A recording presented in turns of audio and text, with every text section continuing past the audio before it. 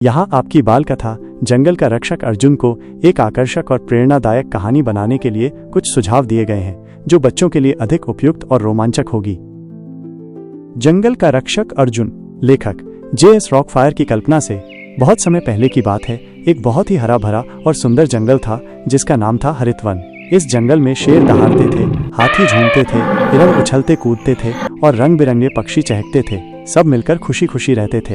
इस प्यारे जंगल की रक्षा करता था एक 10 साल का बहादुर और बहुत प्यारा बच्चा जिसका नाम था अर्जुन। अर्जुन कोई साधारण बच्चा नहीं था। उसके दादाजी भी जंगल के महान रक्षक थे और उन्होंने अर्जुन को जानवरों की भाषा सिखाई थी। अर्जुन जंगल के हर जानवर को उसके नाम से जानता था, जैसे हाथी, गजराज, बंदर चंचल और उल्लू ज्ञानू। वह जंगल के हर पेड़ से ऐसे प्यार करता था जैसे वे उसके अपने दोस्त हों।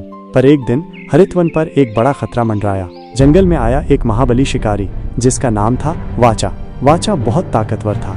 वह हाथी की तरह मजबूत था और चीते की तरह तेज भी। उसने जंगल को देखा और मन ही मन सोचा, मैं हरितवन के सारे पेड़ काटकर एक बड़ी फैक्ट्री बनाऊंगा और इन बेचारे जानवरों को बेचकर खूब सारा पैसा कमाऊंगा। वाचा अपने साथ बहुत सारे बड़े बड़े लकड़हारे और बंदूकधारी लेकर जंगल में घुस गया। उसके आते ही जंगल के जानवर डर गए और हरितवन के प्यारे पेड़ भी डर के मारे कांपने लगे। अर्जुन का सामना। जब अर्जुन को वाचा के आने की खबर मिली तो वो पहले तो थोड़ा घबराया, पर उसने अपने डर को खुद पर हावी नहीं होने दिया। उसने तुरंत अपने सबसे अच्छे दोस्तों को बुलाया, हाथी गजराज, बंदर चंचल और समझदार उल्लू ज्ञानू। अर्जुन ने गहरी सांस ली और बोला, दोस्तों, अगर हम सब मिलकर एक हो जाएं तो हम किसी भी वाचा को हरा सकते हैं। हमें अपने जंगल को बचाना होगा। उन्होंने मिलकर एक कमाल की योजना बनाई। सबसे पहले नटखट चंचल ने अपनी फुर्ती से वाचा के कैंप से जंगल का नक्शा चुरा लिया।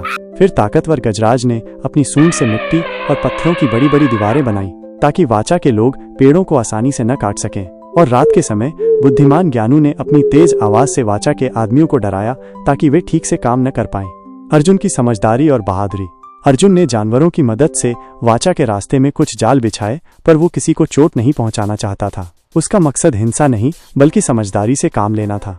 आखिर में अर्जुन ने हिम्मत जुटाई और सीधे वाचा के सामने जाकर खड़ा हो गया। उसने शांत होकर कहा, ये जंगल सिर्फ जानवरों का नहीं है वाचा, ये हमारा भी है। अगर तुम पेड़ों को काटोगे तो बारिश नहीं होगी, हवा प्रदूषित हो जाएगी और तुम्हारे फैक्ट्री भी नहीं चल पाएगी। क्या तुम इस बात को नहीं समझते? वाचा पहले तो अर्जुन की बात सुनकर जोर से हंसा, पर फिर अर्जुन ने उसे एक बीमार हिरन दिखाया जो पानी के बिना तड़प रहा था और कुछ मुरझाते हुए पेड़ भी दिखाए जो अपनी हरियाली खो रहे थे। ये सब देखकर वाचा की आंखें नम हो गईं। उसे अपनी गलती का एहसास हो गया। अंत भला तो सब भला।